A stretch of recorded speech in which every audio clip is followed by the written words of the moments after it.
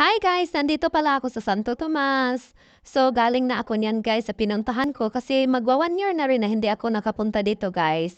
So, tatawid ako doon sa kabilang kalsada guys at sa overpass ako dadaan at ang social guys ng tawiran guys at mag-escalator ka muna guys bago ka doon makatawid.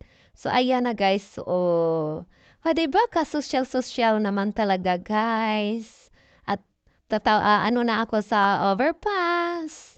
Ayan. So, kitang-kita ko na ang mga sasakyan. So, walang ka-traffic-traffic, guys. So, ang ganda dito, guys, sa Santo Tomas. Dito din ang yung Padre Pio. Dito, guys. So, 'di ba kita niyo naman ang kalsada, guys? Ang mga sasakyan, walang kaano-ano, guys, bahid ng traffic. 'Di ba, guys? Ayan. So, ipakita ko sa inyo, andyan na yung palengke doon, guys. Ayan, yung kabilang kalsada na yan, guys. Ayan, palengke na yan, banda, guys. So, palengke ng lungsod ng Santo Tomas.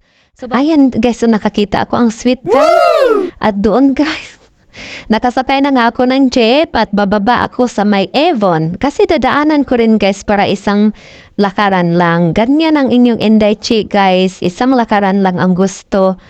Pangdaanan na lahat ng dadaanan. So, ayan na guys. So, ganyan ang kalsada dito guys.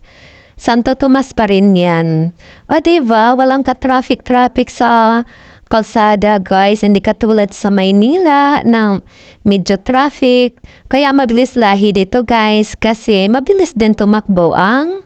O, ayan guys. Kita nyo naman. Ayan, mag-isa lang kasi ako guys. O, ayan yung Lianas sa may Santo Tomas guys. Ayan. Malapit lang din naman ng Avon guys. At bababa na rin ako kasi may kukumukuha din ng order. So, yun lang guys. Bye-bye.